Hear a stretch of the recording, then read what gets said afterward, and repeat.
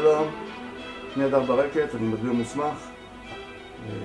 במהלך השנים האחרונות התמחיתי בהדברה של נמלים באמצעות פיתיונות, ואני עומד להראות לכם כיצד אני מבצע את העבודה הלכה למעשה.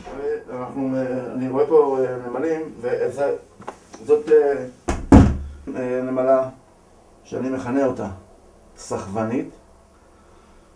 ברגע שאני אקח את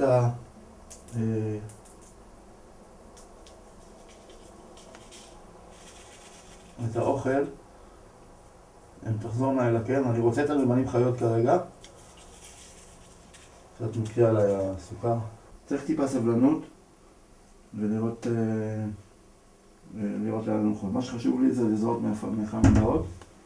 זיהיתי פה את היציאה של הנמלים אל חדר האמבטיה, ואני שם פה נקודה קטנה של חומר. אנחנו נראה תוך שניות ספורות שיש משיכה של הנמלים אל הטיפה. עכשיו מה שיקרה, יהיה פה עיבוי של נמלים.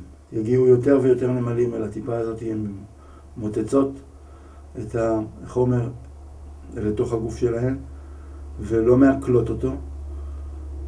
ברגע שהן אוספות מנה מספיקה, הן חוזרות אל הקן, מאכילות את המלכה בתוך הקן, וכך היא מקבלת מנה של רעל.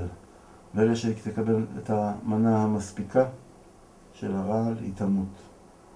בטבע, כאשר מלכה מתה, כל הקן מת יחד איתה. חלפו מספר דקות מהרגע ששמנו את הטיפה, ואנחנו רואים עיבוי מאוד גבוה, כמעט בפי 2 ממה שהיה דקות ספורות קודם. מה שמלמד שהקן הוא קרוב מאוד,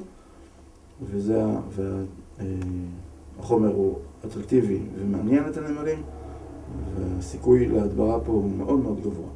אנחנו נצטרך לבוא לבקר את המקום בעוד יום או יומיים, ולראות שבעצם יש היעדרות של נמלים, וזה סימן שההדברה הצליחה, הקן מת ולא התחדש יותר.